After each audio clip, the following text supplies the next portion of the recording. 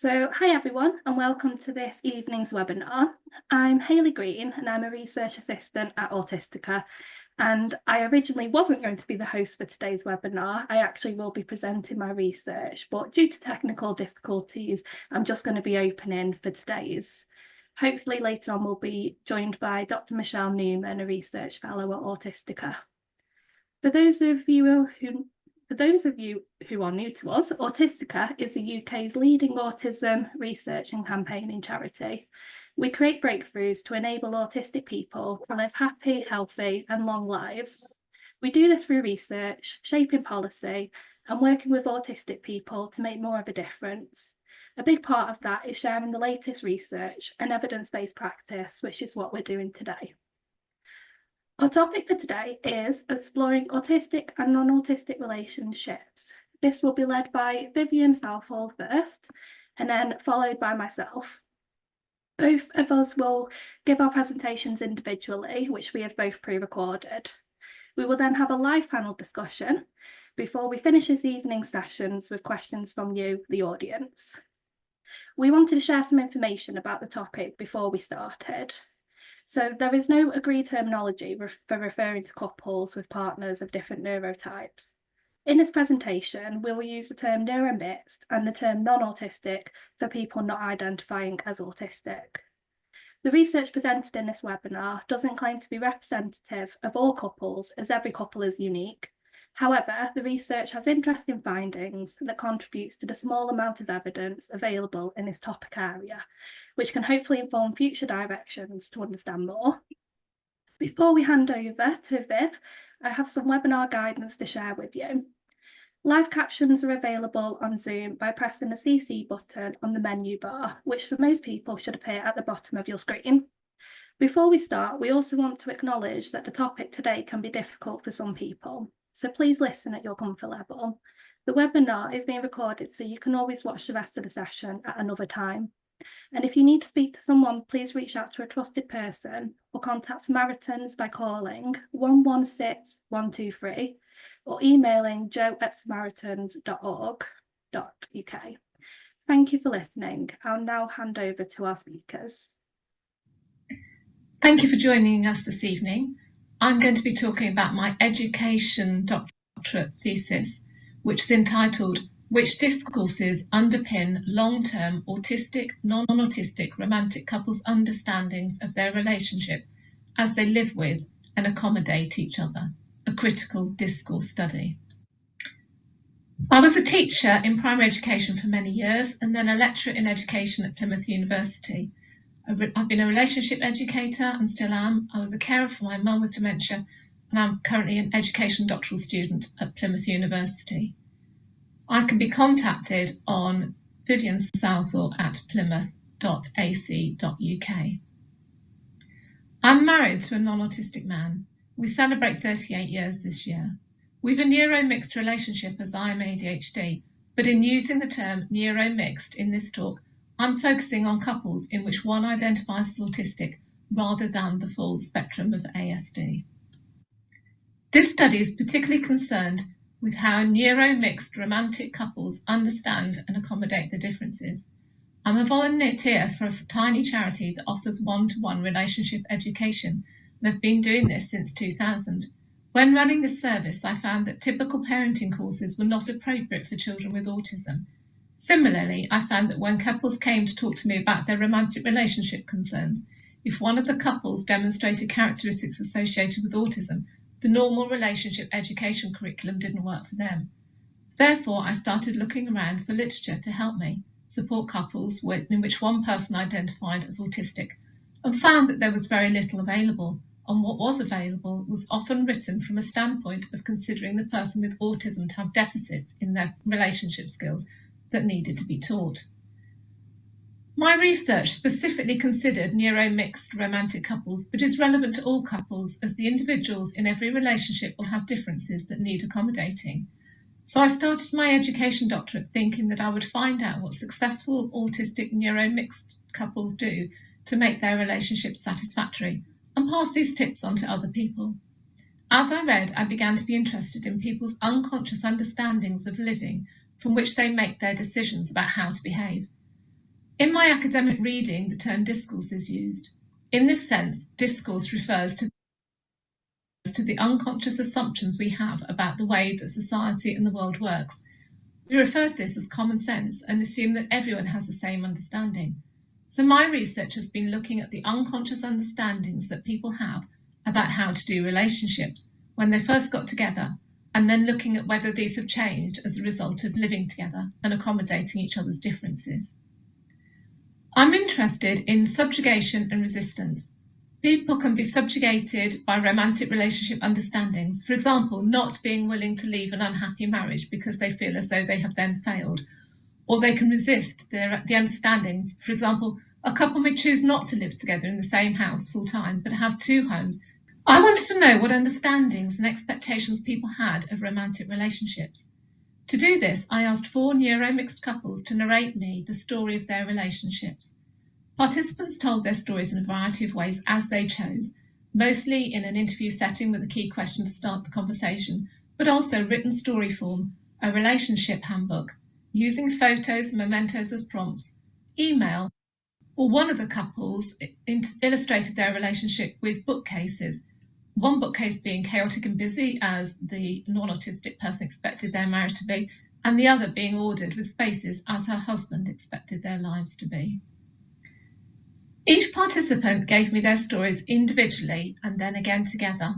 When we analysed the participant stories, we were able to draw out their understandings and expectations of romantic relationships, and then see where the reality of living together did not meet their expectations and cause tensions. It was appropriate to use narratives to identify the understandings that are so deeply embedded in our thinking that we're not aware of them. I was not concerned about the accuracy of stories, as I was looking at a deeper level. I was looking for ways in which the participants were subjected to their understandings of relationships, where they went along with these expectations and where they resisted them. I chose participatory research for a variety of reasons. I'm not in an autistic, non-autistic romantic relationship, so I wanted participants to be able to challenge my research where I may have made incorrect assumptions. It was important that the couples would be engaged in the analysis process, as this is where the understandings were explored and where, together, we began to be able to see how their relationships had been restricted by unrealistic expectations and how they reframed their understandings of their own relationship. The participants were engaged in discussions about how their stories would be presented in the final study. They were also shown the discussion document and asked to comment, with their comments being incorporated into the final discussion chapter. I'm going to introduce you to the participant couples. Obviously, they've been anonymised. Debbie and Charlie were in their late 30s, early 40s, married for over 20 years. They're white British, and the male identifies as autistic. They have 2 children and they're both working. Scylla in her mid-50s and Becca in her early 40s cohabit and have been together for over 8 years. They both have disabilities and are not able to work. They're white British, and Becky was diagnosed as autistic as an adult after they met. Queenie and Stefan are in their late 30s, early 40s, also married for over 20 years. They're white British, the male identifies as autistic, and they have 2 children and both are working. Freya and Toby are in their late 30s. They're white British, the male identifies as autistic, and he works. This research was an in-depth study of 4 couples, so I don't generalise, but I offer the experiences for others to reflect on and consider in the light of their own experiences and reading. However, the in-depth nature of the study allows insight into the lived experience of these couples that broader studies don't achieve. There are suggestions for further research, but also I draw on this research process in my own practice with couples. There were 3 phases to the research. At each phase, the couple engaged on their own and then again as a couple. Narration of their early relationship, narration of their later relationship, and then they engaged in up to 3 analysis sessions with me. This process took over 16 months, enabling consistency in the narratives to become evident, as well as allowing the couples to reflect on their romantic relationship and the changes that had taken place. From the enormous amount of data, I took just 4 main themes that all the couples returned to frequently to present in my thesis. drew on both critical discourse inquiry and narrative inquiry to develop my analysis methodology. I developed a 3-stage analysis methodology to ensure integrity to my work. I used Fairclough's 3 steps of description, interpretation and explanation as a framework, but then I drew on sociological theory to adapt and borrow from a range of research approaches. I read through the transcript 3 times. First, I looked to describe the stories, thinking about themes, asking questions about meanings, similarities and differences. Then I looked to interpret them, looking for assumed understandings, repetition and intention of the narrator. Finally, I began with the participants, where possible, to explain the stories, asking what the narrative is trying to persuade us of, and how are people positioned, forming identities. How were understandings and ideologies conformed to or resisted? Similar questions were asked about the photos and mementos.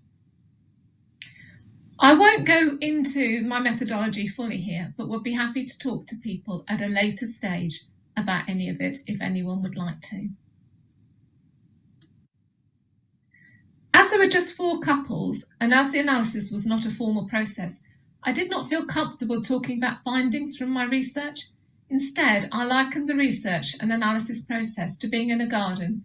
We meandered together through the couple's relationships, with them guiding where we went.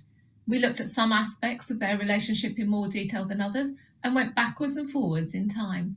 We mulled together about the dynamics of their relationships and the impact of society's expectations on them. We then developed understandings of how their relationship has developed and changed. The couples drew on particular discourses to understand their relationships. The Western romantic relationship discourse was drawn on by the heterosexual couples. This understanding of romantic relationships permeates many areas of our British culture and the wider Western culture. It's seen in books, films, arts, TV and other media. It's the common ideology that we'll find that one special person who's going to be our soulmate, that we'll be in love with and be loved by for the rest of our lives. This ideology is changing, but at the time my couples met was dominated by predominantly heterosexual relationships in which the male as a prince takes the leading role in courting his princess. The heterosexual element to this ideology has undergone significant change in recent years as we have expectations of permanency. The longevity nature of the discourse is supported and perpetuated by the state for neoliberal reasons through support mechanisms and tax and religion. The evangelical Christian relationship discourse is similar, but has the extra dimension of being that sexual intimacy should only occur within marriage, and also that the male is expected to take on the lead role spiritually, financially, and leading the family in faith. Women have a more subservient and serving role. The ideology was shaped by Victorian society where Christian church dominated the national moral stance and politics. However, when analysing the data for these formal discourses, it was possible to see how the individual's historical family narratives also unconsciously underpin their understanding of relationships, often causing clashes. An example of this is seen in my study, where Queenie's understanding of marriage is that they'd stay together forever, whatever. She also had a feminist discourse, but when Stefan didn't respond as she expected in her relationship, perhaps in expressing love or needing some space from her, she would return to her understandings as a child in an abusive family and feel unloved, as she believed she didn't deserve to be loved anyway. Her romantic beliefs and her feminist stance were overridden by her historical family narrative. An unexpected thread between all the stories was that the non-autistic women had all been brought up either in abusive backgrounds or very restricted religious backgrounds. This led each of them to explain that they did not have much self-confidence before meeting their partner. Those from abusive backgrounds wanted to find partners who were stable and consistent, factors that were missing in the adult relationships that they saw in their childhoods. This is a pattern that I've come across a number of times since starting my study when talking to neuro-mixed romantic couples. Expectations about gender was also bound up in these understanding of romantic relationships. Scylla and Becky had both been in previous heterosexual relationships in which their romantic discourses formed the relationship ideals. They rejected these ideals in the same-sex couple relationship. They described a predominant gay understanding of relationships, which they called the gay scene, but they were clear in rejecting this model of how same-sex relationships should be done. They created their own understanding of how to develop their relationship that was independent of other models.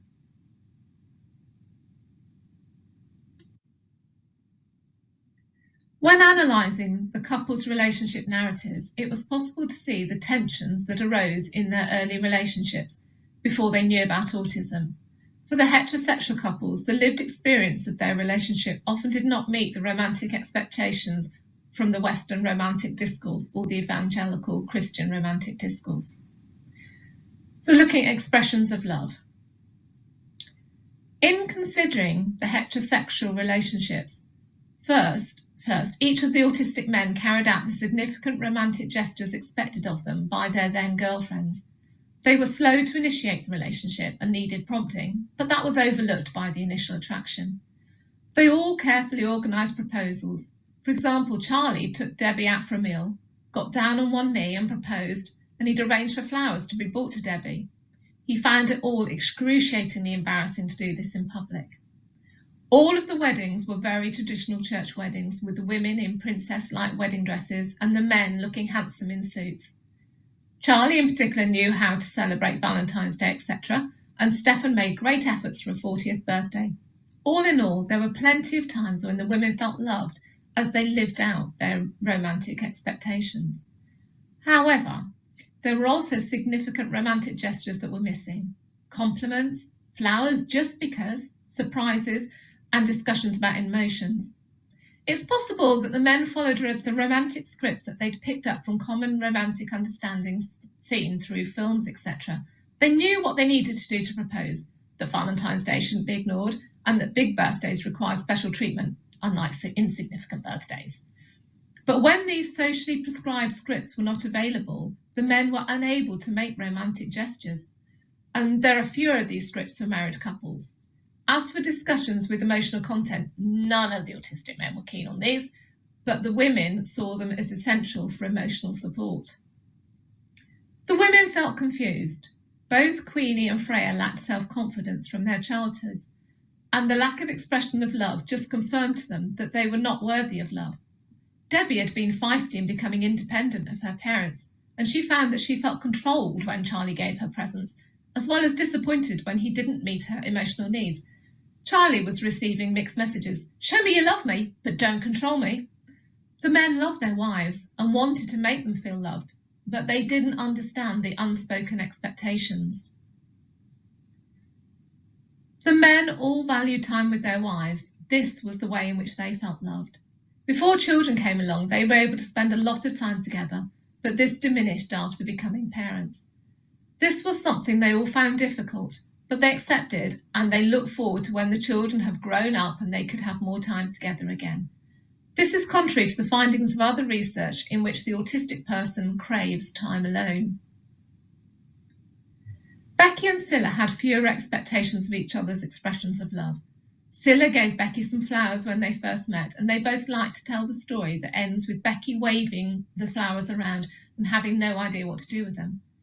Becky has been a tremendous help to Scylla, offering physical and organisational support at her own cost, and this gives Scylla confidence that Becky must love her to do this for her, and Becky appreciates little tokens of effort that Scylla makes to show love, such as notes. Positioning and roles. Debbie, Freya and Toby, drawing on the evangelical Christian teaching, all had an unquestioned expectation that men should lead the household. Charlie didn't have this expectation. He did not see this inequality in society around him, and he expected that his relationship with Debbie would be equal in responsibility. Debbie was disappointed that he didn't lead the family, especially in organising their finances. She felt that they were failing and felt like an outsider in the church. However, as she and I considered her narratives, we could see that her fear of being controlled and then let down as she'd experienced as a child meant that actually she didn't trust Charlie to take care of the finances, but felt more confident when she was in control. Her historical family narrative was in tension with her relationship ideology, causing unhappiness without her understanding why. Freya's husband, Toby, tried but was not able to lead the family in the way that they both understood Christian expectations, which caused them both tension and feelings of failure, and Freya didn't want to lead either. Queenie was quite happy to take the lead in her family as it became evident that Stefan was not able to organise the household. All of the men were very happy to carry out tasks assigned to them and did not have gender expectations for these tasks. Becky and Scylla organised their relationship and home around their abilities and skills. All the non-autistic partners felt as though there were times when they had to take on the role of mother, carer or teacher. Scylla was happy to do this in exchange for the many ways in which Becky supported her, but Debbie, Queenie and Freya all resented this at times, but to different degrees. This is borne out by other research by Wilson. I wonder if the autistic partners find it more difficult to plan and organise household management tasks than non-autistic people. But research would need to be carried out in neuro-mixed couples with a female as autistic to consider this further. Other research suggests that running the household is often the responsibility of women anyway, according to Cudson Martin. Communication. The Western romantic discourse assumes communication as a primary way in which couples are intimate and meet each other's emotional needs. Each of the research couples valued and recognised the importance of communication. Toby found communicating with Freya and everyone else very difficult, and this became a major concern in their relationship. All of the others talked a huge amount and attempted to understand each other. However, they did have barriers to communication. Use of unspoken cues when non-autistic partners employed tone or implied meaning led the autistic partner to complain that people should say what they mean. There were times when each partner had different assumptions about the meanings of words, and these needed to be checked. The autistic participants also got upset when their partners used language which implied that autism was a deficit rather than a difference. The autistic participants all found expressing themselves verbally, particularly in relation to emotions, difficult, which left the non-autistic people feeling rejected and making them even less confident in themselves as being loved. There was a significant difference in the way that the autistic and non-autistic partners dealt with conflict. The autistic participants were grieved that their non-autistic partners would be very emotional when there was conflict. Sometimes the non-autistic partners were upset with something outside of the home, but they would come home and take it out on the autistic partner by criticising them and getting cross with them for something unrelated. They were illogical in applying their frustration. The autistic partners expressed that they could feel unloved at these points. They usually dealt with conflict by removing themselves from the situation until they'd processed their own thoughts and emotions, or their partner would calm down. There's an assumption that the way that non-autistic people deal with stress by being touchy with everyone is normal and it's okay, but this may need to be challenged in a neuro-mixed romantic relationship. Perhaps the non-autistic person is deficit in not being able to focus their stress on the issue that is causing it and not being logical. However, there were also times when there was stress between the couple, but the autistic person again withdrew from the high level of emotion, leaving the non-autistic person feeling rejected and frustrated as nothing could be resolved or changed. Autism can be characterised as lacking in emotion, according to Davidson and Orsini, who challenged this. The autistic participants in the study expressed deep emotions, which they often struggled to deal with one male participant saying, "I seem to understand my emotions and being vulnerable as something negative rather than a positive step to challenge myself and grow." And later he added, "Even my own emotions are outside of my comfort zone. They're part of me, but I can't deal with them." Their partners recognised that at times they'd hurt their autistic partners and had upset them. Socialising. Two of the couples got together whilst the autistic male was at university. Stefan and Toby had university friends, and Queenie and Freya, their non-autistic girlfriends, joined their social circle. They assumed that friends were important to their future husbands. Charlie had just returned from living abroad, so Debbie thought that accounted for his lack of friends. After the heterosexual couples had been together for a few years and had had children, it became apparent that the autistic men did not require many friends or opportunities to socialise, in contrast to earlier impressions. All of them expressed that they just enjoyed being with their wives. Although emotional connection was important to them, their wives offered as much as they needed. The non-autistic women had all assumed that they would socialise as a couple with other couples and families, and had gone through a process of grieving this, then resisting their expectations and feelings of not being included in social groups as they found new ways to socialise without their spouses. Becky and Scylla both have disabilities that take up a lot of time to organise around, so Becky being overwhelmed with socialising is just seen as one need amongst many that they negotiate and accommodate. So we've looked at some of the tensions. In the panel session, we will consider how the couples have come to reframe their relationships in the light of understanding about autism and how they therefore have managed the tensions that I've described here.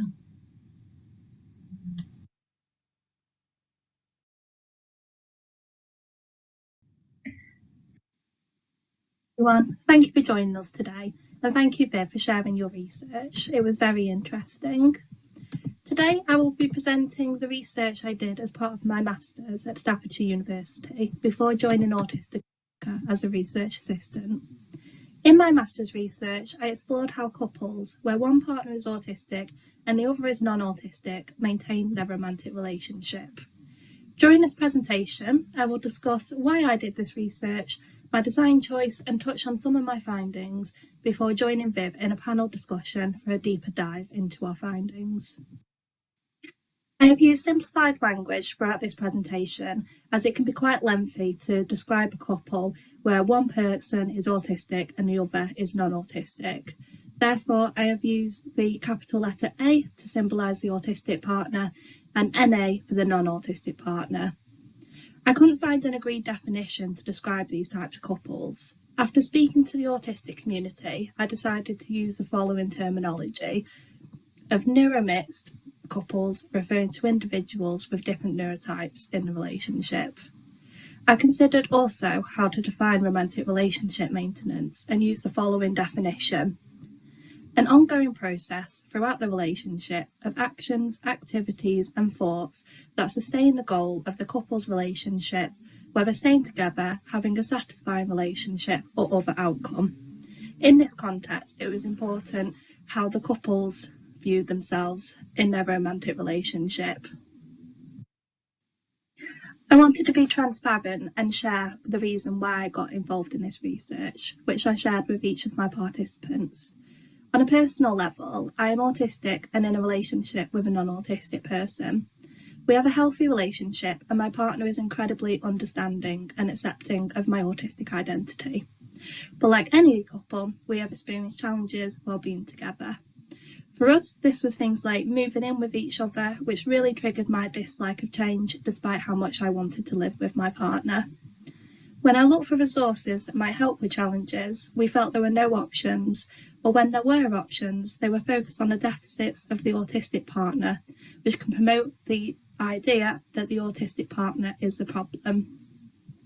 At the time, I was doing my Masters in Applied Research and decided to research how A and A couples can maintain their romantic relationships, in the hope that future understanding can lead to an improvement in the resources available. In the past, it has been widely believed that autistic people don't want romantic relationships. This is based on the attitude of others towards autistic people that difficulties, such as socialising, means they would not want a romantic relationship. This is a myth, and more research has found out that most autistic people do want a relationship, but can struggle with starting one and maintaining it. Healthy and satisfying relationships are important for all people. Autistic adults have a lower quality of life than a general population, and it has been found that a positive predictor of quality of life for a sample of 370 UK autistic adults included receiving social support and being in a relationship. More needs to be done to understand how autistic people can initiate and maintain romantic relationships to improve their quality of life. A special interest group on autism, sexuality and intimate relationships highlighted this when they found that a top priority for future research was how to support healthy and satisfying romantic relationships. These priorities were helped to be set with the voices of autistic people. So, can a relationship work when partners have different neurotypes? Double empathy theory suggests that those with two different neurotypes experience difficulties interacting with and understanding one another due to differences in the way they experience the world. This could suggest that people of the same neurotype, such as two autistic people, may find it easier to understand and interact with each other. Stronsdale found in their survey that autistic adults found that participants with A partners were more satisfied with their relationships than those with NA partners. So does this mean A and A couples' relationships can't be maintained? When I began my literature review in 2022, I found that there was a lack of research into how A and A relationships can be maintained. I mostly found research that highlighted the challenges, often focusing on the deficits of the autistic person and how their non-autistic partner supports them. Studies generally only included the views of one partner and also sometimes recruited non-autistic partners from support services. This disheartened me and has created quite a bleak picture of the A and A relationship. These are some of the disheartening findings I found. Things like negative stereotypes of autism, internalised stigma the autistic people face due to the mistreatment of non-autistic people in the past, loneliness and a lack of emotional support for non-autistic partners, and the list goes on. Big picture, I was really interested in what ANA partners can offer one another. Some studies I found suggested that autistic people may provide positive traits for a romantic relationship, such as reliability, loyalty, and steadiness. Non-autistic people can also help autistic people with socialisation and communication, as found in some studies. Some studies have also researched the factors that facilitate the relationship of ANA couples. Factors included sharing and similarity, respect, communication, and working on the relationship, the support and care that couples had for one another, and the strength-based roles of each partner. There is a lack of research on how ANA couples can maintain their relationship, and when they do, they are small sample sizes. There are also difficulties in finding professionals who understand autism or have experience or basic understanding of neurodiverse couples. This means there is a lack of resources that are evidence-based to help these couples should they need it. For my research, I decided to take the perspective of autism as a difference rather than a disorder, and to focus on the strengths and experiences of both A and NA partners. This was to help improve evidence-based understanding for professionals to support healthy A-NA relationships and improve quality of life. I was also interested in the emotional well-being of ANA couples. This is because emotions can be experienced differently for autistic people. Autistic people may experience meltdowns or shutdowns, which are a reaction to extreme distress, such as from sensory overwhelm or anxiety. A meltdown can include a range of behaviours, including crying, self-injury, shouting, and other outward signs of distress. A shutdown is when someone becomes zoned out and unresponsive to the environment. Healthy romantic relationships can improve the quality of life of autistic people. It was interesting to find how, if any, strengths of ANA relationships can help with difficulties such as emotional overwhelm. Based on my literature search and my personal interests, I chose the research question: what are the experiences of relationship maintenance for neuromixed couples regarding support, strengths, challenges, and emotional well-being? I had 3 objectives as part of this research question. The first, the strengths ANA partners bring and the support they offer one another. Secondly, any challenges they face and how these are experienced and dealt with. And 3, experiences of emotional well-being. When designing my study, I considered my approach carefully to answer the research question. I decided for the research question to be exploratory, as couples' experiences are extremely varied in nature, and as I was leaning towards conducting interviews with couples, I realised that I would not probably interview that many couples and didn't want to generalise all my findings. I took a qualitative approach to understand experiences and used semi-structured interviews so I could set some questions to ask to meet the research objective, but also to allow flexibility for exploration of the research topic and for anything that the participants themselves brought to the interview. I decided to conduct paired interviews to explore the experiences of both partners and their collective relationship, and also allow both voices to be heard, which I felt has been missing in a lot of the previous research. I wanted to ensure participants felt comfortable throughout the research process, and also that I felt prepared and comfortable as the researcher.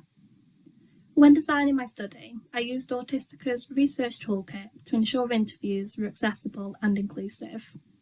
If you would like to see this toolkit, the link is at the bottom of the page.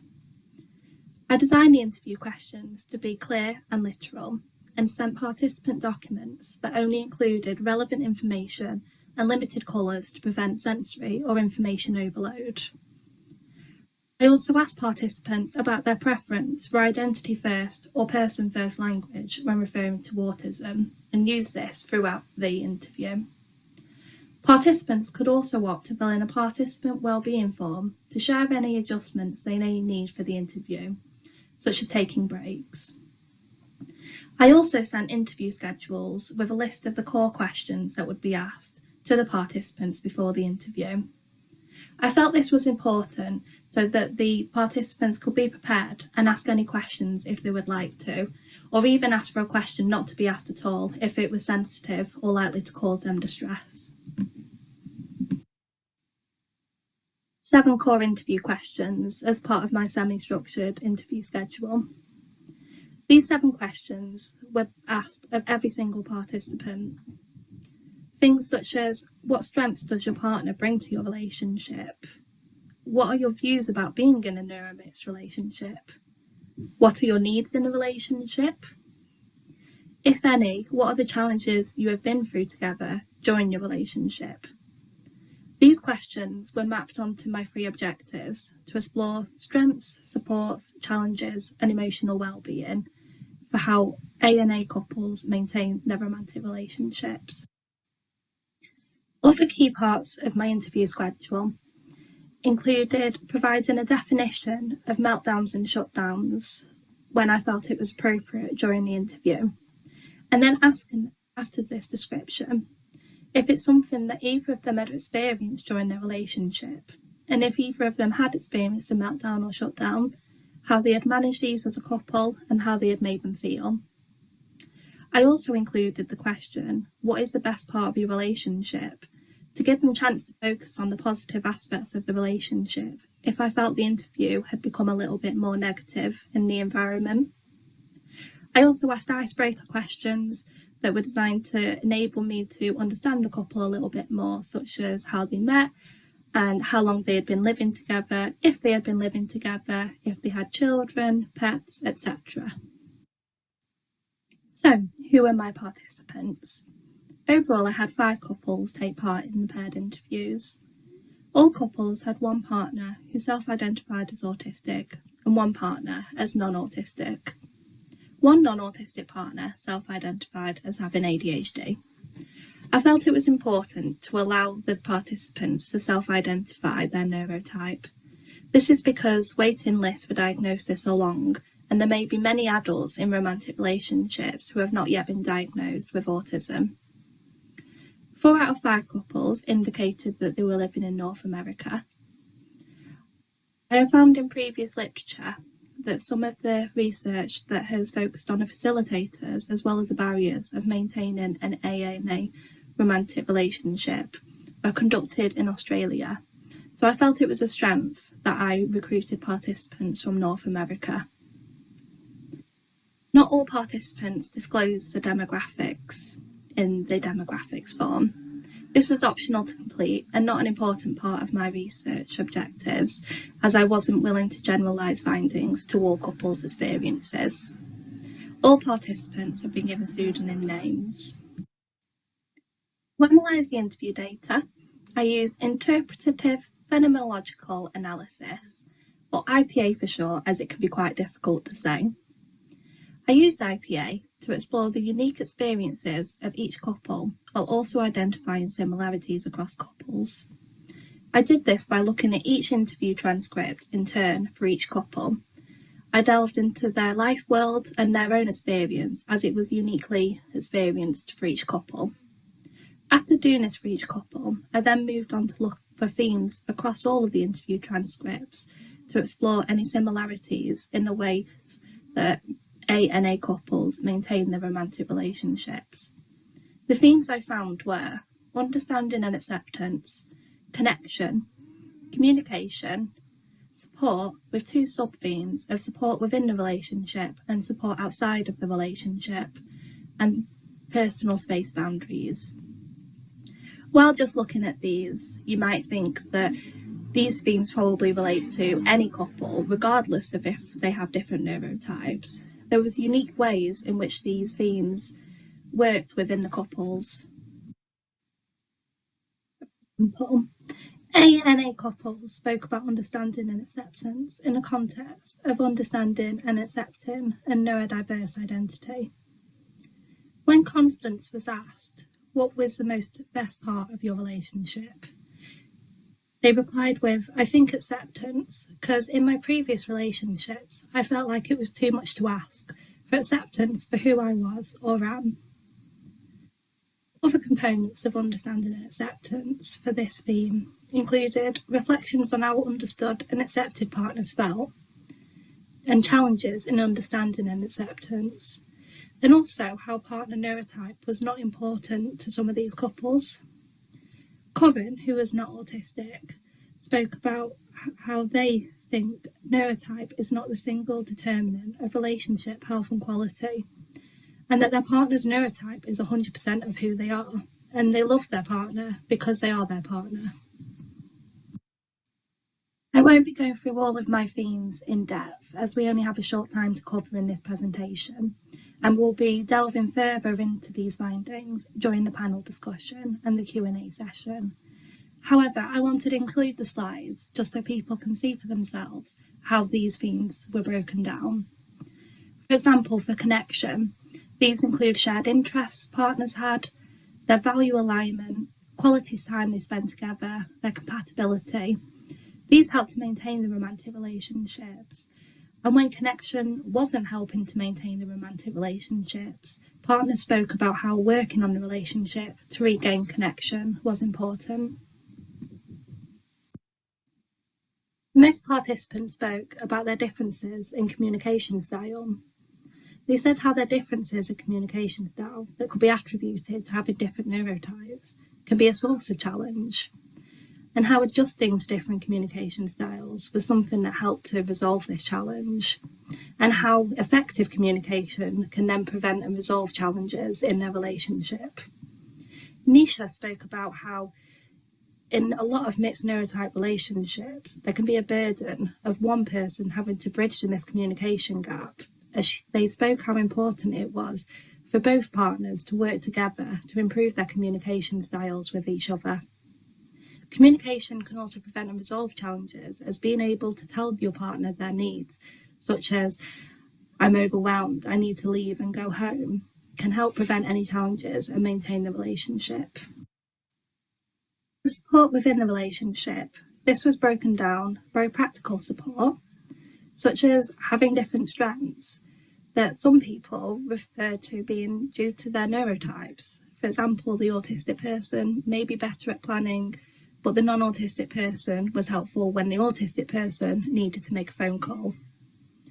Also, how a safe space can be supportive, and also emotional support they receive from their partners.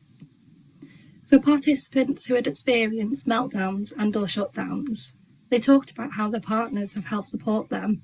Some examples included having understanding from their partner that they might need to stop an activity that is triggering the meltdown or shutdown, or allowing their partners to retreat during a shutdown and giving them space, using alternative forms of communication or not communicating at all, or not introducing more sensory and information overwhelm.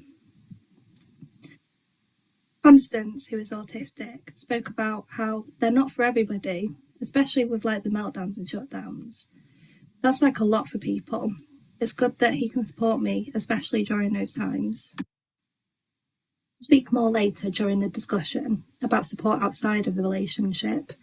But here you can see that couples spoke about how relationship counselling, access to support, and more awareness and understanding in wider society and by professionals can help maintain their romantic relationships. Personal space boundaries was another theme I found that actually seemed more important for the non-autistic partners than the autistic partners.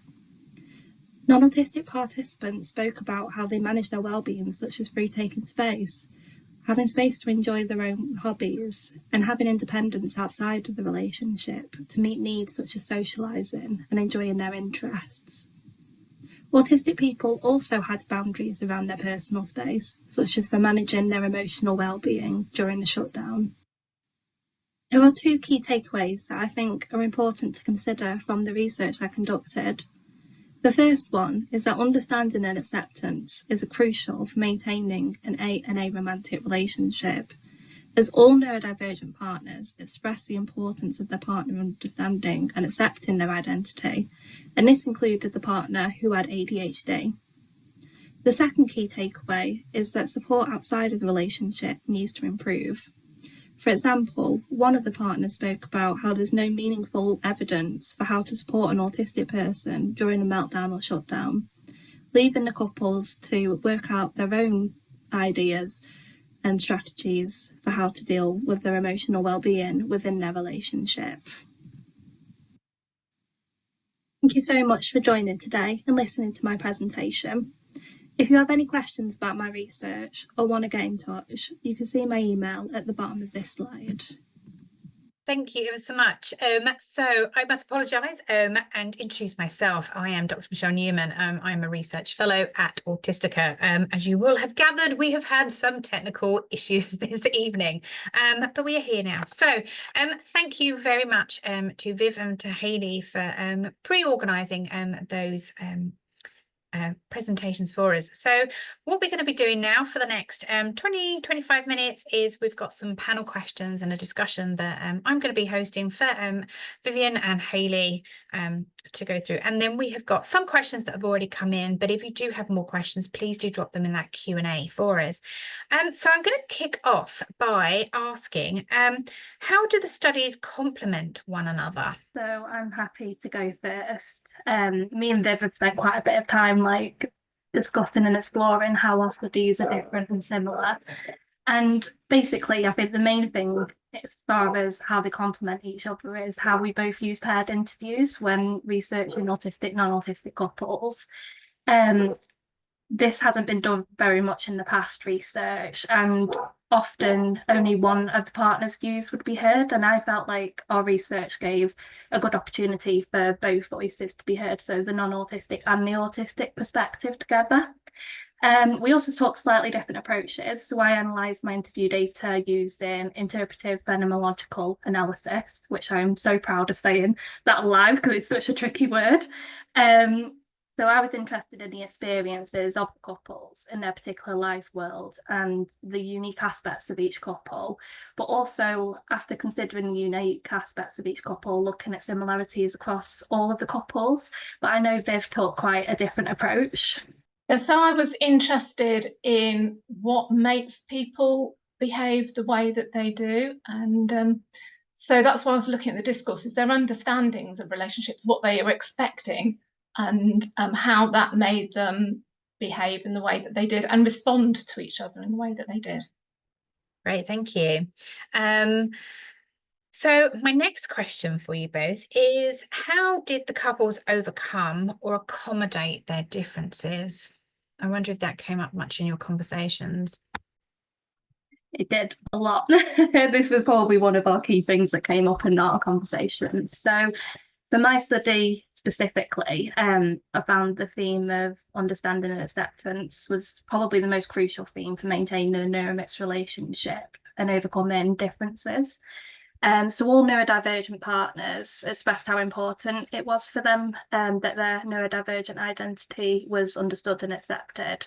And when there was challenges with understanding and acceptance, there was actually more challenges present in the relationship too. These were often overcome by the non-autistic partner learning more about autism. So David's partner spoke about how they asked David to watch more videos and do more research about autism, and a lot of their relationship issues disappeared because he had more empathy to understand autism.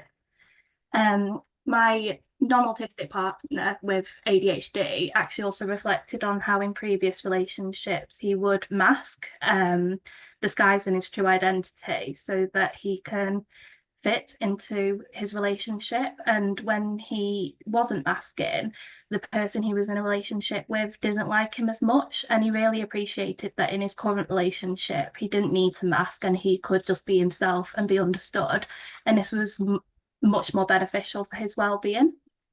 And then just kind of going off on a tiny bit of a tangent, and then I'll definitely let Vivien speak, is that it kind of comes back to like the double empathy theory. So the theory suggests that people of different neurotypes might find it difficult to interact with each other, and this might hold some truth, but there is a risk of assuming that people of the same neurotype are better off in a relationship together. One autistic partner spoke about how they had experienced mistreatment from both autistic people and non-autistic partners in the past, and that neurotype, somebody of the same neurotype, doesn't mean that their relationship is going to be better or worse for them. So overall, I kind of think like stigma and attitudes that people of the same neurotype belong together can have implications for the relationship that people have the potential to experience. So overall understanding and acceptance is a massive way to accommodate difference and is incredibly important so that people of different neurotypes can have healthy, satisfying relationships. Okay, that's a mouthful. I'm going to let this. So mine is similar. So people had expectations of what romantic relationships would look like. For example, that there won't be any arguments because you don't argue if you're in love with each other, or that you're going to be told that you're loved a lot, or whatever it is. And when their expectations weren't met, they thought the other person was just being difficult. And so there were lots of tensions as they didn't understand why they weren't getting on. But once they discovered about autism, because my couples didn't realise, because they've all been together for kind of 20 years, they didn't realise that they were autistic. Once they had children and the children began to get diagnosed, then they began to look at each other and think, okay, so actually I think that's part of us as well, part of the males in 3 of the cases and 1 female. And at that point, they were able to think, hang on, the way we've been living our life or trying to live our life, it doesn't work with us as a neuro-mixed couple. So they were able to reframe the way that they understood relationships. So they were able to resist the expectations that they'd had and say, actually, we're not going to live our lives like that. We're going to live them differently. They also had to bring in their historical family narratives. So those issues, what they're expecting from the way that they were brought up, came in as well. And the hurts, those kind of things came up. Something would go wrong and somebody would feel unloved because they'd been unloved as a child. So those things needed addressing. So really, it's once they understood about autism, they understood that they were different, then they could respect each other and they could resist the things that had disappointed them before and think, okay, we can just do it differently.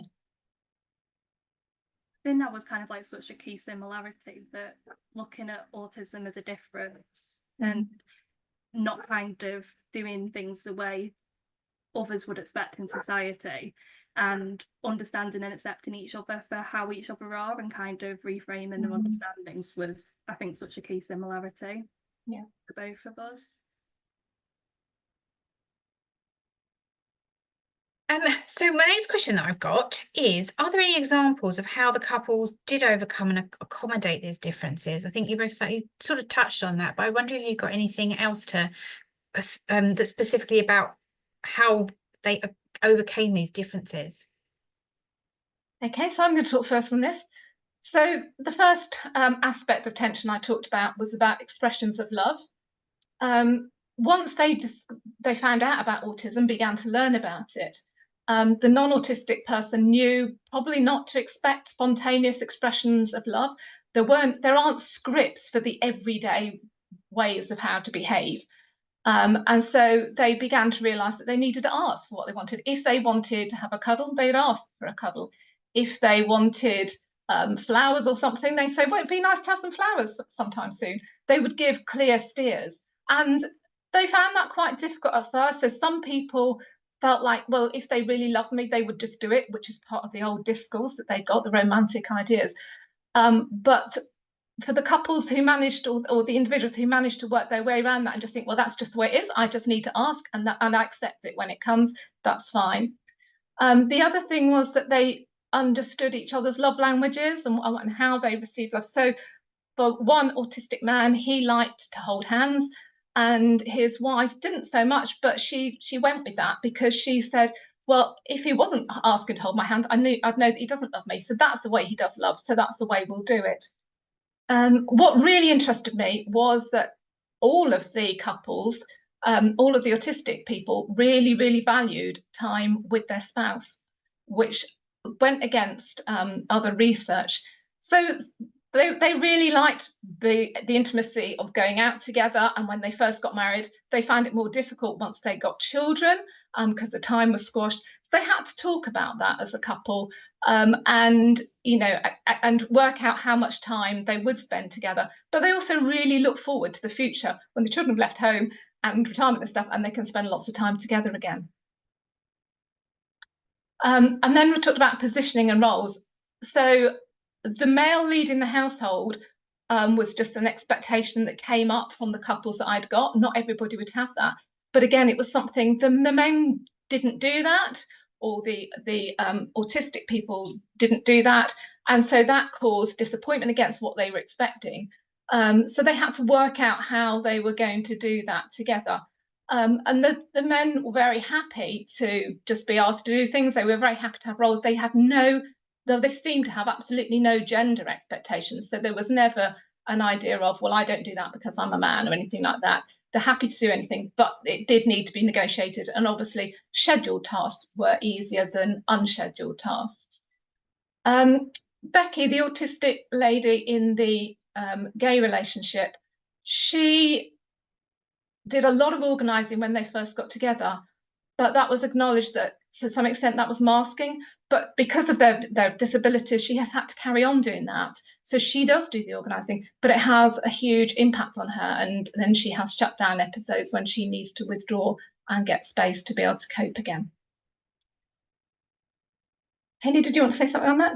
Yeah, so just coming back to the positioning roles you were talking about. So one of my favourite quotes, well, not quote because I've not got it right in front of me, but one of my favourite comments that one of the autistic people said was that they kind of positioned their roles around their strengths, and they had completely different strengths from one another. So they were talking about how complementary they were to their partner, and how these differences, it didn't matter that there was differences because they were overcome by supporting each other with the better strengths. So things like the autistic partner was really good at organising, so she was planning everything for them, and her partner was much more sociable, able to support her when going out in public spaces or making a phone call, anything like that. I think the main thing for accommodating and overcoming differences is probably adjusting communication, from what I found in my research. So and it kind of comes back to autism as a difference rather than a disorder, that the autistic people had a completely different way of communicating than their non-autistic partners, and they spoke to their partners, a lot of them saying, I need things to be more literal, I don't like subtext or metaphors, I want you to kind of say things as they are for me. But there was also reflections that the non-autistic partner would never be able to completely replicate exactly what the autistic person needed, and actually that was okay, that they needed to learn how to meet in the middle with their communication styles and adjust it basically in a way that works for both of them. Yeah, and I was found that. And also they had to learn to ask for clarity if they thought there was any miscommunication, and also kind of laugh at each other, I suppose, for using non-verbal language when that wasn't going to be interpreted. But there was a lot of frustration with things like that. They also communicated about planning. So there was a lot of sitting down and talking about what was going to happen in the long-term future, in the day, in the week ahead, that kind of thing. My couples really, really valued communication, and a lot of them talked a huge amount in order to make sure they did understand each other. And they talked about understanding each other's language, really. And sometimes they didn't understand the words. They needed clarity on what they meant by particular words. One of my couples did struggle with communication, and that has been a problem to them, and that's an ongoing problem, which is difficult. And we also talked about socialization. So the non-autistic people in my study socialise outside of the home because they wanted to socialise more. They worked out between them that was a method that worked well. There was some guilt with that sometimes, but they also realised they had to let their partner know in advance where they were going, when they were going, how long they were going to be out for. There's some difficulties with not necessarily getting back at exactly the time that they said they were going to get back, and maybe needed to leave that a little bit more vague. And that the autistic partner, except Becky, just got their socialization needs from their spouse, which was a lovely thing. There was also some social coaching. So the autistic participants really valued going out with their partners, and their partners leading in social events and picking up conversations and being able to be witty. They'd all chosen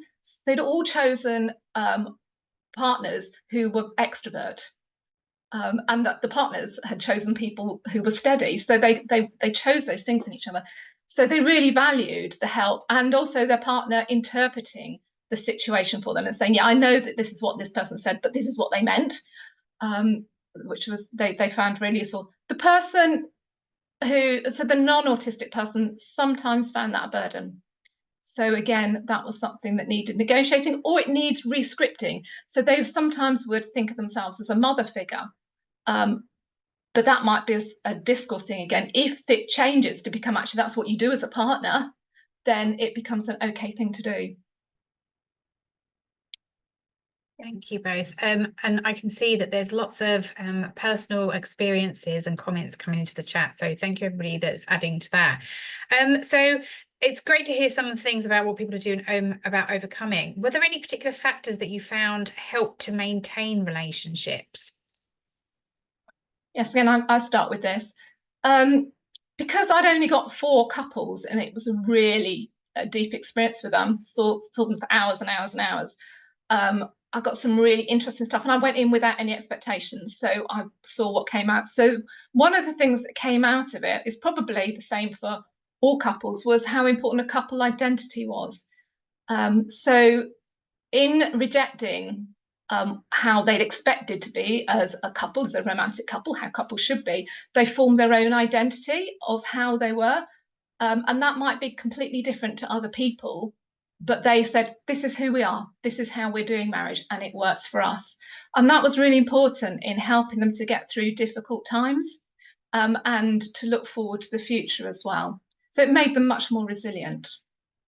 They also rehearsed positive memories. So there was, and some of that was really, really conscious. So they went over the positive stories, the things that they'd done in the past, things that had happened that had been really good, and how good their relationship was. And they looked at photographs, they had photographs and things, and they drew on those really consciously to, again, get through the times that are a little bit more difficult, to remind themselves that there are good times ahead, even though it's sometimes difficult. The last thing that I found really interesting was self-confidence. So the autistic women, the non-autistic women particularly, all said they'd got low self-confidence. But by the time their confidence dropped before they understood about autism, when they felt that the whole relationship was failing, it dropped. Once they found out about autism, they understood each other differently, and they understood that their partner was committed to them, really loved them, was never going to leave them, was stable, all those lovely characteristics that go with autism. Their confidence really rose, and and it just enabled them to do all sorts of other things as well, and to feel very secure in their relationship. Yeah, I think that was kind of like similar for me, especially when couple autistic and my sorry, I will refine my words. My autistic participants and the participant I had who had ADHD, talking about how important it was to be able to unmask in their relationships, so coming into their own, being themselves. and actually how that was raising self-confidence within the relationship too. I think most of my themes are pretty much kind of showing like protective factors on how to maintain a relationship. So yeah, like personal space boundaries, which was specifically important actually for the non-autistic partners, and was more important for the autistic partners in the context of if they were having a shutdown. It was really important that they had a safe space to be able to do that. I think one of the most important things I found from my research is how there needs to be more support outside of the relationship as well as within it. So partners spoke about how they supported one another, which is a protective factor. So spoke about the emotional support they gave each other for meltdowns and shutdowns, or they were able to tell their partner if they were overwhelmed in public and they were able to go home. But one person spoke about how there's no scientific understanding of how to manage meltdowns and shutdowns, and as a couple they've had to try lots of different things. And I think that support outside of the relationship could be a really crucial protective factor, having more research and evidence-based understanding for managing meltdowns and shutdowns in adulthood. Some people also expressed how external stressors were a massive challenge for them. So things going on outside of the relationship, like stigma or views about neurodiversity, sexual and gender identity, was impacting on them in a way that they had no control over. It was outside of themselves. So I think, yeah, just overall, more research and better quality services would be an amazing protective factor for couples in the future.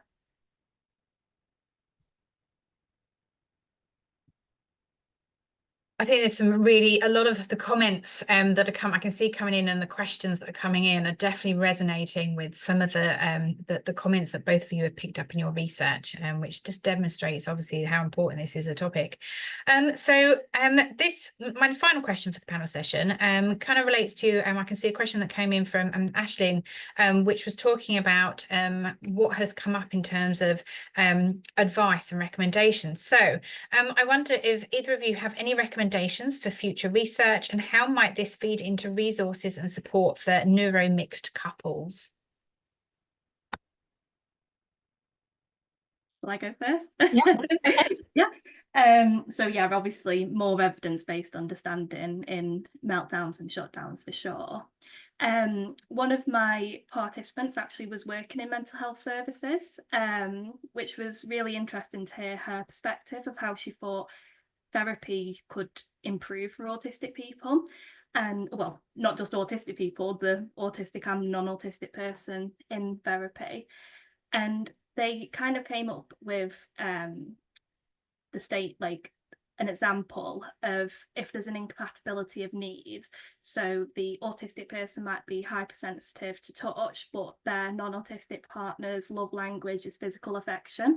That's a conflicting need. And if a therapist says, well, you need to let him cuddle you because that's how he shows love, that's overlooking the needs of the autistic person. So how important it is that therapy understands both aspects and the whole dynamic that is going on for those couples. Yes. I started off thinking, I was going to write a book or something with tips for how to do successful relationships if you're in a neurologically mixed relationship. But when I researched, I thought, no, it's deeper than that. I think it's about understanding. If we understand each other, like we've been saying throughout, really, then you can you can live with each other much more successfully. So this idea of understanding where your expectations come from, I think is really important, because we can assume that something is, somebody's being really difficult, or that the difficulties are to do with autism or something, or not being autistic. But actually, I think a lot of it's to do with expectations. And if you can dig down and find out why you think your marriage or your relationship should be going the way that you think it should, why do you think that? Then you can question those assumptions and think, yeah, why do I think that? Actually, there's no good reason why I do. It doesn't have to be like that at all. We can do it very differently. So I think, in terms of therapy, it's really getting down to why people have those expectations and do they want to change them, really? And how could they change them, and how can they live differently together and understand each other differently? In terms of future research, somebody asked the question about had I looked at couples where the female was autistic and the male wasn't. I only did looked at 4 couples because I spent so many hours with them. That's all I can manage. And a lot of research is very, it's just questionnaires and things that cover a lot of people. So I knew I wasn't going to be able to generalize, but I wanted to look really deeply at 4 couples to find out how their relationships worked. And unfortunately, because of there was an issue in terms of Autistic's mailing list for ages, so I couldn't advertise through there. So the couples I got, the 3 were heterosexual with the male as autistic. Got my gay couple, so I was pleased to get a gay couple. I did have a consultancy couple where the woman was a female, and that was interesting, but obviously I can't draw on their research. But that's something I really think that's important, because some of what I say might be to do with gender, and if I'd have got couples where the female was autistic, I would have been able to see a little bit more whether some of the issues were to do with gender or to do with autism. So, and the other thing I felt I'd like to see is more research with, other cultures. I live down in Devon, so, it's very white down here. And I would really, really like to see what other cultures' discourses are and expectations of relationships and how they play out in people's autistic couple relationships. I think there's some really good points that you picked up there, actually, which are kind of about some of the challenges in research and psychology research that we really do struggle. We've had questions come in actually about talking about those sample sizes, and it's really, I think that's such a key thing that you've said about how we can ask surveys and you can get a lot of people to answer surveys, but actually definitely like the value of the work that you and Hayley have both done is how deep you can go into examining that and following it up with there. And that is actually one of the reasons why I think we have those small samples. But actually that doesn't mean it invalidates the research. It's actually what you guys have had come out, I think, is just really, really important. And I think there's another point just to pick up with in here as well, as I think, there's a lot of conversation here that you've both talked about mental health, actually, which really resonates with the Autistica goals about actually thinking about mental health and therapy and support for autistic people that works with the needs of autistic people rather than it being general with everyone. So I think there's some really, really, really important points there. Okay, have either of you got anything else to add before we go to some of the questions that we have had that have come in from our audience today? No. Okay, brilliant. So we have had some a lot of questions, some really great questions. We don't have enough time to go through all of them, I don't think, today, so I do apologize, but we might try to answer some of them afterwards and add them to there. But so some of the questions that we've got come up is one of them was hopefully a really quick question we had near the start was for you, Vivien, was when did you conduct your research? So I'm doing it now. I'm doing the write-up at the moment. I'm guessing that the question was to do with the expectations of relationships seeming quite old-fashioned.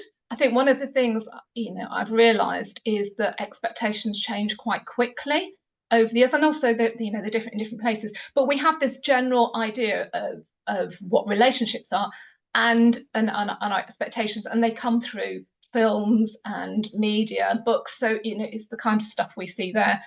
But what I was looking at was the expectations that the couples had, or the individuals had, when they first got together, and they will have formed those a lot in their teenage years and in their early 20s to some extent. And these have been together for a long time, so this was sort of 20, 30 years ago, which is probably why they seem dated. But I'm not drawing on what is available to everybody. It's what they were drawing on when they formed their ideas. Thank you. There were some questions actually about the age ranges that both of you had in your groups. So actually, a lot of mine, I think, were in their 20s. So I don't have I can't completely back this up because everybody didn't fill out their demographic forms, but I only had one couple who were in their 40s or 50s and had been married for quite a while. Interestingly, this was a couple who had more challenges in their relationship than the younger couples, and the younger couples seem to have much more like neurodiverse or seeing autism as a difference rather than disorder kind of views. But I'm saying that kind of anecdotally from what I understood from the interviews myself as being part of the interviews, because it's such a small sample size that I can't I can't make any generalizations. I could build on that there, Hayley. So other research has said the same, and and there's this spectrum really that my research bore out, my 4 couples bore out, that when people were using a positive and neurodiverse approach to autism, their relationship was stronger. For one couple, as their relationship deteriorated, they drew on a deficit discourse more and more.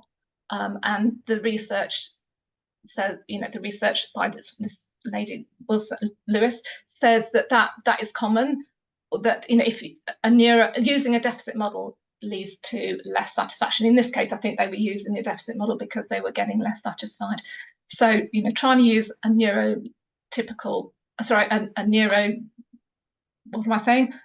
difference approach helped with my couples.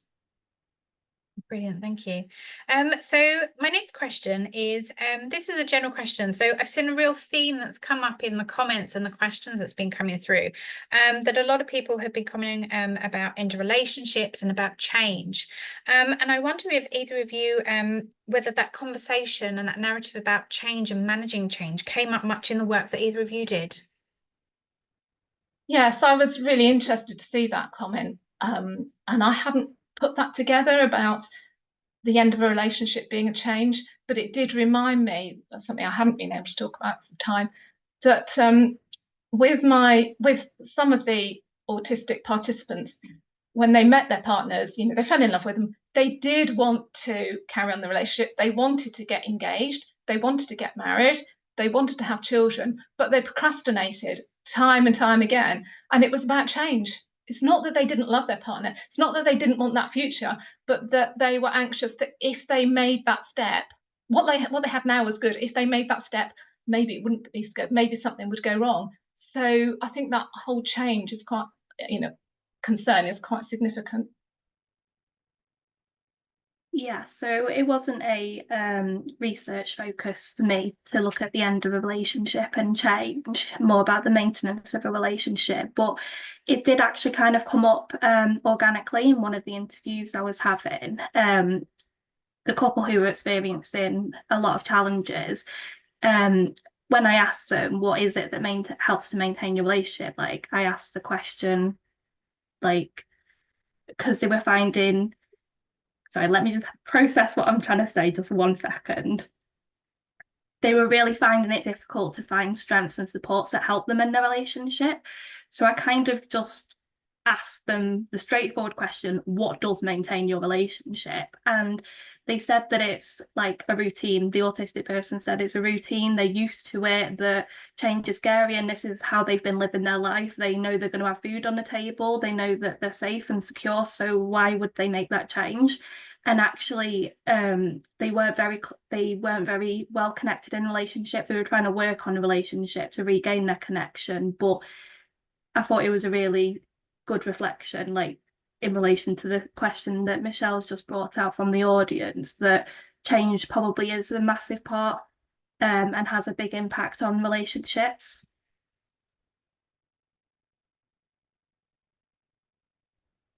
Brilliant, thank you. I think, yeah, there's such interesting things that are coming out that a lot of people don't actually necessarily think about those factors as change. We see it a lot in other topics that we're looking at.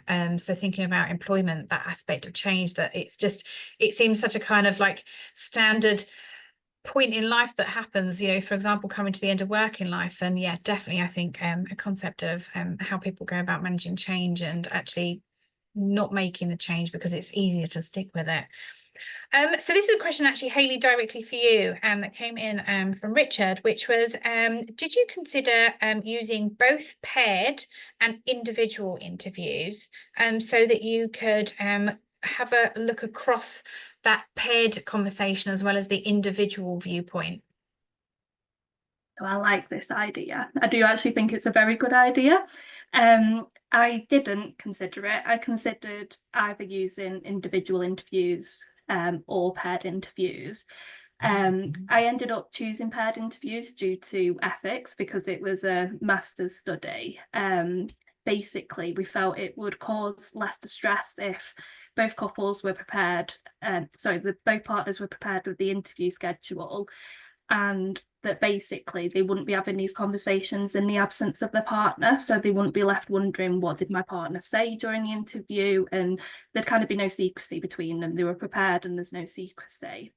I did kind of touch on the idea of a quantitative survey though, and asking people to give answers to questions that I included in my interview schedule, but separately, and doing so giving an ID for their couple, if that makes sense. So couple one would have the ID 1, 1 and 1, 2.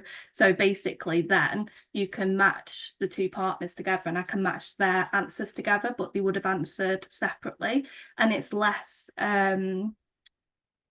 what's the word I'm trying to look for? It's less intimate than them having a personal conversation with an interviewer. It's just a questionnaire they filled in. So I explored whether that might be less distressing, but I was much more interested in qualitative research.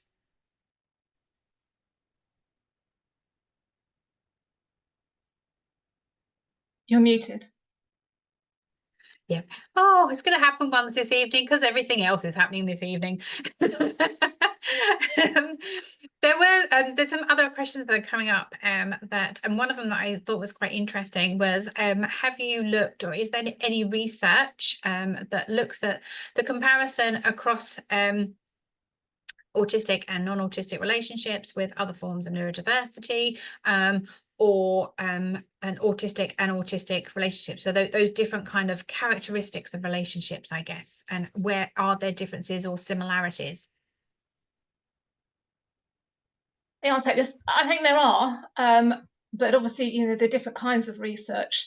So, and often looking for things in a slightly different way, but they are out there. I've read various ones, and there's quite a few similarities between ADHD and autistic relationships. But it's hard because they're all so different. It's hard to, yeah, and to think about them straight away. It's hard to bring those to mind. Yeah. So one of my final questions that we've got is actually thinking about future work. I know, Vivien, that you touched on this, actually thinking about the who in the relationship was autistic. But I wonder if either of you have got any particular thoughts on where you would like to focus your future research or your future work. Want to go first, Hayley? Yeah, sure. So at the moment I'm working with Autistica as a research assistant, so there is lots of projects we've got on the go at the moment. Michelle's nodding her head, lots of exciting stuff going on. But yes, as a personal research interest, I would love to do much more relationship research. Maybe PhD in the future, I don't know, like we'll see, but for now I'm focusing on all of Austica's goals. And I think for me, as I said earlier, I think it would be really valuable to look at neurologically mixed relationships in other cultures, but in the Western world, because I've not seen anything really on that. And I think it'd be really interesting to see how those cultural understandings of life cause tension or don't cause tension. They might make things easier in lots of ways, in families where there's a wider family unit and more people involved. I don't know. I think I'd be really interested to find out more about that. Thank you ever so much. Well, it is just after 7 o'clock this evening. So that's been amazing. Obviously, with all the technical difficulties that we've had this evening, but there's been lots of really good comments that have come through, and I can see that people have taken quite a lot from this evening. If we haven't answered your question, or hopefully we've managed to capture all of them in the questions we've done, but we will try to, anything we haven't picked up, hopefully we will try and pick up later. This session is being recorded. All that basically is left for me is say a big thank you to Vivien and to Hayley for this evening, and for coping with everything that's happened this evening. And basically for answering your questions, it's been an absolute pleasure to have you both here. Now, obviously, just as a reminder, we talked about at the start that we do acknowledge that some of the topics that we talked about could be a bit difficult for people. So if you do need to speak to somebody, please do speak to either somebody that is a trusted person to you, or to contact the Samaritans by calling 116 123 or emailing joe@samaritans.org. But thank you ever so much for coming this evening, and have a great rest of the evening.